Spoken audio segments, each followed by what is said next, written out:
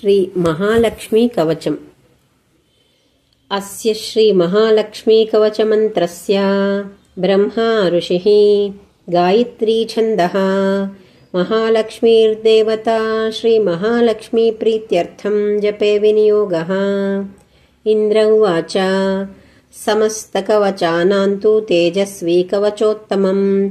आत्मरक्षणमारोग्यं सत्यं त्वं ब्रूहि गीष्पते।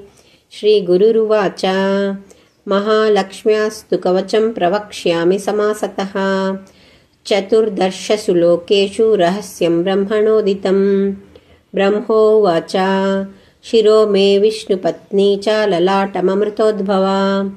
चक्षुषी सुविशालाक्षी श्रवणे सागराम्बुजा। घ्राणं पातु वरारोहा जिह्वा मां न्यायरूपिणी। मुखं पातु महालक्ष्मीः कण्ठं वैकुण्ठवासिनी। स्कन्दौ मे जानकी पातु भुजौ भार्गवनन्दिनी। बाहुद्वौ द्रविणी पातु करौ हरिवराङ्गना। वक्षः पातु च श्रीदेवी हृदयं हरिसुन्दरी। कुक्षिं च वैष्णवी पातु नाभिं भुवनमातृका। कटिं च पातु वाराही सक्थिनी देवदेवता। ऊरू नारायणी पातु जानुनी चन्द्रसोदरी। इन्दिरा पातु जङ्घे मे पादौ भक्तनमस्कृता। नखान् तेजस्विनी पातु सर्वाङ्गं करुणामयी।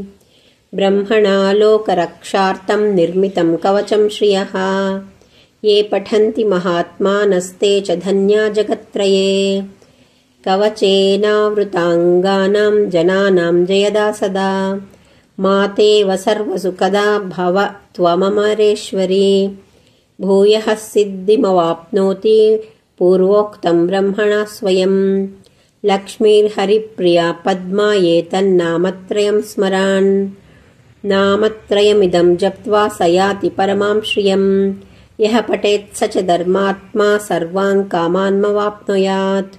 इति श्रीब्रह्मपुराणे इन्द्रोपदिष्टं श्री महालक्ष्मी कवचम्।